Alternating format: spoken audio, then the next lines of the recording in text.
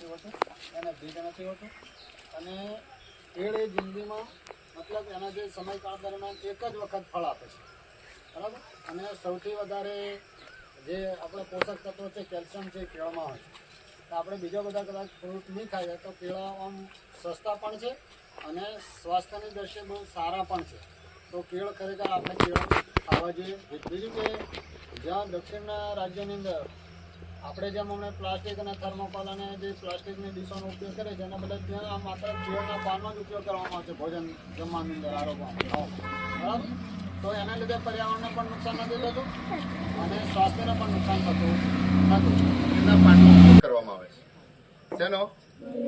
આને અહીંથી કાપી દે આટલું અને આ જે ભાગ છે એમાં ચાવલ અને બીજું કંઈક એમની દાળ જે કહીએ ને સંભાગ એ મિક્સ કરીને આમાં જ ખાવાનું ને ફરજિયાત જ હોય એમ. ત્યાં તમને કઈ સ્ટીલની ડીશ કઈ મળે નહીં. આ સાહેબને પ્રવાસમાં ગયેલા છે એટલે અમને ખબર હશે બધું, બરાબર.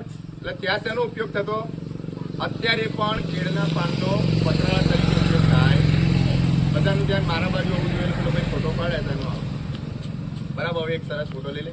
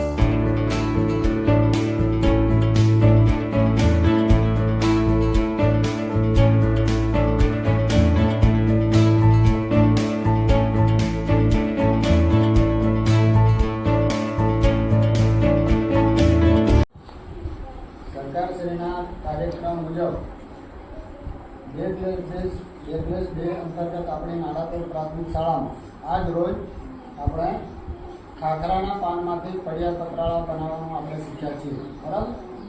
તો પડિયા પતરાળાનું ઘણું બધું મહત્વ છે શાસ્ત્રની અંદર. અત્યારે ચાતુર્માસ ચાલે છે તો ચાતુર્માસની અંદર ખાખરાના પાન, એનું બીજું નામ ક્લાસ પણ છે. તો ખાખરાના પાનમાં ભોજન કરવાનું પુણ્યદાયક છે. બીજું કે જો આપણે ખાખરાના પાનમાં ભોજન કરીશું તો પર્યાવરણને નુકસાન નહીં થાય, આપણા સ્વાસ્થ્યને નુકસાન નહીં થાય. જો આપણે પ્લાસ્ટિકનો કે થર્મોકોલનો ઉપયોગ કરીશું તો જે ગરમ ગરમ ભોજન કરીએ એ આપણા પેટમાં જાય અને આપણને સ્વાસ્થ્યને નુકસાન કરે, આપણું આરોગ્ય બગડે, એટલે આપણે દવાખાનામાં જવું પડે, આપણને આર્થિક રીતે નુકસાન થાય અને બીજું કે પર્યાવરણની રીતે પણ નુકસાન થાય. એ પ્લાસ્ટિક અથવા થર્મોકોલ છે એની સીધો તમે હમણાં પણ જોઈએ છે કે ઉનાળામાં આપણે લગ્ન પ્રસંગોમાં કે ચાંદા વિધિમાં બધે આપણે ખાધું હશે તો એ અત્યારે ગમે ત્યાં પડતા હશે. પણ આ જે ખાખરાનું પાન છે એને તમે ખાશો, એમાં તમે ભોજન લેશો અને પછી જો એને તમે વેસ્ટેજ તરીકે નાખી દેશો તો જે આપણા ઢોર છે એ આને ખાઈ જાય છે.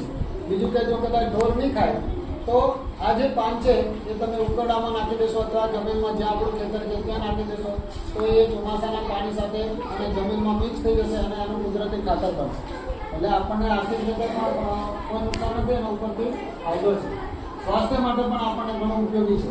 એટલે અને ચાતુર્માસનો એક આધ્યાત્મિક રીતે ધાર્મિક રીતે પણ આનું એટલું મહત્વ છે કે આપણે ખાખરાના પાનમાં ભોજન કરીએ જેથી આપણે આપણું સ્વાસ્થ્ય જળવાય અને આપણે